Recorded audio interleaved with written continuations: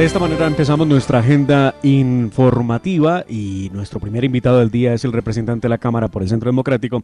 José Jaime Uzcategui, a quien le damos los buenos días. Representante, bienvenido. Muy buenos días, Sergio, Demar, todos en la mesa de trabajo y especialmente a la audiencia, un feliz y bendecido día. ¿Cómo se encuentran?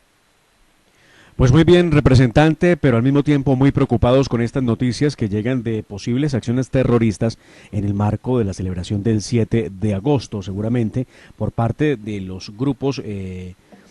vandálicos por un lado y por otra parte de los grupos armados ilegales que no dejan de azotar a la ciudadanía con sus amenazas y ahora, pues, por fortuna, gracias a las autoridades, se logra frustrar un atentado con explosivos en Bogotá. ¿Qué se sabe de ese atentado, representante? Pues es una buena noticia que se haya incautado ese material, esos explosivos, esa pentonita, el día de ayer y esta semana en el sur del país, más exactamente en el departamento de Nariño. Cada vez que nuestras fuerzas militares, fuerzas armadas, fuerza pública logran anticipar estos hechos, pues es una gran noticia porque con eso estamos salvaguardando y protegiendo a la ciudadanía y no dejando que estos criminales, estos bandidos se salgan con la suya. Ya se produjeron unas primeras capturas, no solamente en el suroccidente del país, sino también en la ciudad de Bogotá, y logramos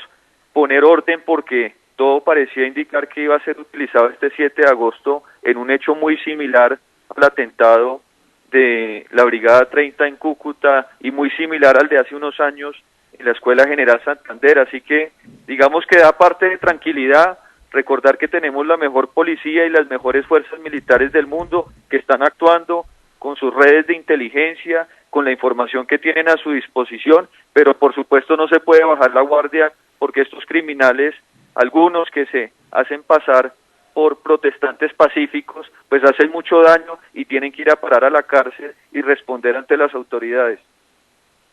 Representante, lo saluda Sergio Helt. Quisiera preguntarle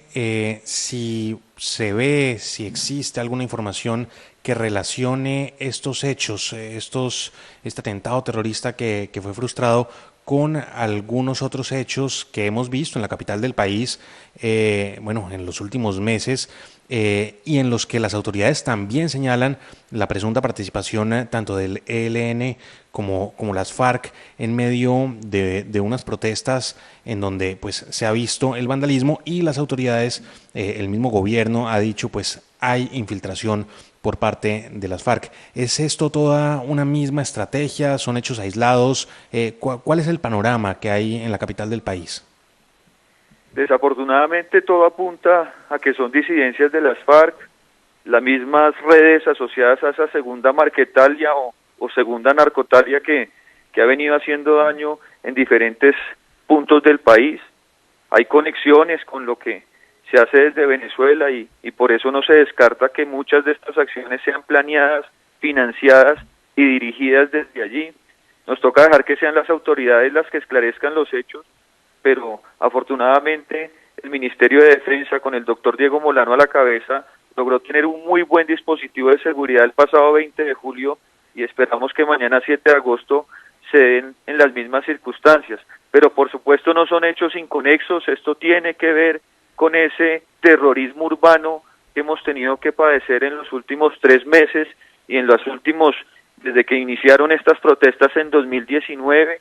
y lo que queremos es que las autoridades, la fuerza pública está cumpliendo con su deber, está capturando, está anticipando como quedó demostrado el día de ayer. Ahora lo que le pedimos a la Fiscalía y a los operadores de justicia es que actúen con la misma diligencia para capturar a estas personas y esclarecer los hechos y sobre todo los autores intelectuales. Aquí se habla de la responsabilidad nuevamente de alias El Paisa, que ya es célebre por los mayores atentados y los mayores actos de terrorismo en Colombia. Nuestras autoridades y nosotros desde los roles que tenemos no podemos descansar hasta tener ese criminal detrás de las rejas respondiendo por sus crímenes de lesa humanidad. Representante, aquí hay un problema de fondo y es el narcotráfico, sin lugar a dudas. Y quiero preguntarle respecto de ello, ¿Qué le dice el gobierno a la bancada del Centro Democrático respecto a la fumigación con glifosato y a un cambio en la lucha en contra del narcotráfico que está alimentando todas estas estructuras criminales? Pues han venido anunciando una y otra vez, y desde 2018 el gobierno de Iván Duque nos dice que van a fumigar, pero ya estamos en el año 2021, 6 de agosto, y no vemos la primera mata de coca fumigada con glifosato. ¿Qué les dice a ustedes el gobierno? Hemos pedido insistentemente al gobierno, a las autoridades, que atendiendo los protocolos de la Corte Constitucional, esa aspersión inicie lo antes posible, al menos hasta lograr que el número de hectáreas de coca logre disminuirse sustancialmente. Se nos había anunciado que en el mes de marzo esa actividad iba a retomarse y se han tomado más que todo un tiempo adicional por aspectos logísticos, entiendo yo, y porque hemos tenido pues a nuestra fuerza pública concentrada aquí protegiendo que los vándalos y los terroristas no acaben con nuestras ciudades, pero por supuesto seguiremos insistiendo que esa medida, junto a la extradición, junto al bombardeo legítimo que debe hacer nuestra fuerza pública en casos de extrema necesidad, sea una realidad. Esa es la receta mágica contra estos criminales. Glifosato si se requiere, aspersión,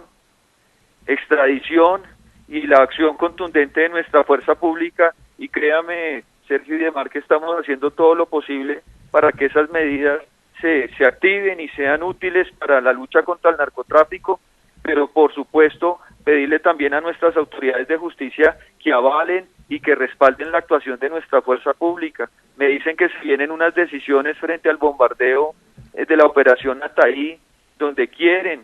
amarrar de manos y pies la actuación de la fuerza pública con decisiones judiciales que no se compadecen con lo que se vive en los territorios de Colombia, y por eso el llamado es a nuestras autoridades militares y policiales que actúen, y a nuestros jueces, magistrados y fiscales que avalen esa actuación y que respalden esa acción contundente contra el narcotráfico, porque de lo contrario no encontraremos una solución y la luz al final del túnel. Una de las estrategias precisamente en contra del narcotráfico, representante, y es la estrategia que ha trazado el gobierno del presidente Iván Duque, ha sido la lucha contra el microtráfico que por supuesto afecta, y de qué manera, a la capital del país. ¿Cómo avanza esa lucha, que en últimas pues es la que nutre también a esas organizaciones terroristas? Rápidamente, su balance sobre esa lucha y particularmente en Bogotá. ¿Cómo ve que esté avanzando la lucha contra el microtráfico en Bogotá? Ese plan 100 del Ministerio de Defensa contra el microtráfico ya ha logrado dar de baja muchas de estas ollas, se ha aplicado extinción de dominio contra varios de esos predios. Por supuesto hay que multiplicar esos esfuerzos porque los focos de microtráfico en Bogotá y todo el país desafortunadamente se han desbordado, y la actuación de nuestra fuerza pública sigue siendo insuficiente, no por falta de voluntad necesariamente, porque el gobierno, el presidente de la República expidió un decreto para la incautación de ese material y desafortunadamente, en este caso las altas cortes echan para atrás una medida importantísima en la lucha de ese flagelo, pero la actuación avanza y lo importante, y quiero aprovechar este espacio, es para decirle a la ciudadanía que denuncie, que haga parte de la red de participación cívica para señalar con claridad dónde están esos lugares de expendio, que cuidemos a nuestros niños en los colegios y que esos entornos escolares los podamos garantizar para ellos, que los parques sean de los deportistas y no de los jíbaros, y ahí todos tenemos una tarea por hacer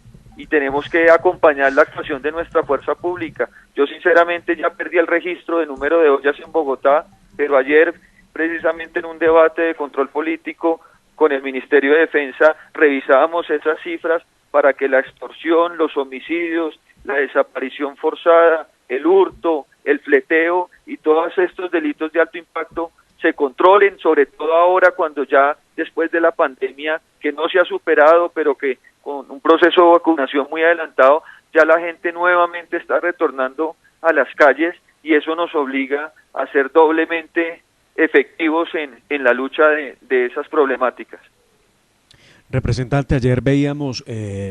con indignación, con tristeza, desde antes de ayer, de hecho, por redes sociales, la ayuda que se clamaba desde Twitter exactamente, para que hubiera una defensa técnica que pudiera colaborar en el proceso que se empezó, obviamente, a un hombre de nuestra Policía Nacional en el departamento de Antioquia que dio de baja a un delincuente que pretendía cometer un hurto de una motocicleta.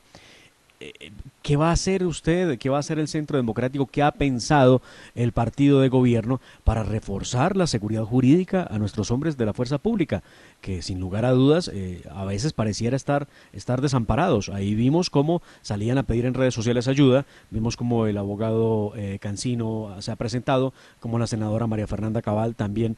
alzó su mano y dijo aquí estamos para ayudar, pero pues no puede ser que la policía o el ejército o la fuerza pública actúe y luego tenga que pedir auxilio para que alguien los pueda defender cuando han ejercido su derecho a la legítima defensa y a la defensa de los ciudadanos.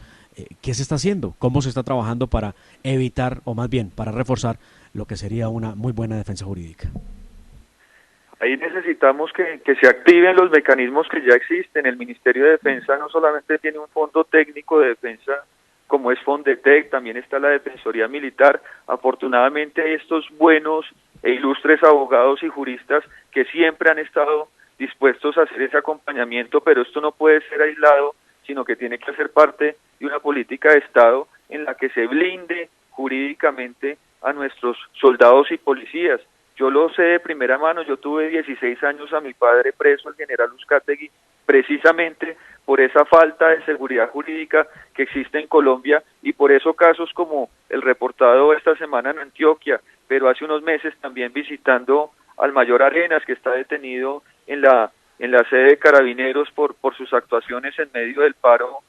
paro violento que hemos tenido que padecer. Aquí lo importante es que se diriman competencias. No hemos logrado fortalecer y recuperar del todo la actuación de nuestra justicia penal militar. Ese ha sido un clamor a gritos que desafortunadamente ha sido desatendido en el país, pero seguimos insistiendo en eso y por supuesto la defensa técnica que deben recibir estos uniformados. Ya este año van más de 79 uniformados asesinados en cumplimiento de sus funciones y la verdad es que no nos condolemos ni con los que terminan en un cementerio ni con los que terminan en una cárcel por cumplir con su deber, así que ahí estamos pendientes y seguiremos dando y haciendo ese llamado desde el Congreso de la República. A mí a veces me frustra un poco y lo digo con mucha sinceridad, que es que en el Congreso uno se dedica a denunciar y a hacer llamados, pero por eso necesitamos que nuestras autoridades del Ejecutivo Nacional y los operadores de justicia sobre todo se pongan en la mano en el corazón y empiecen a garantizar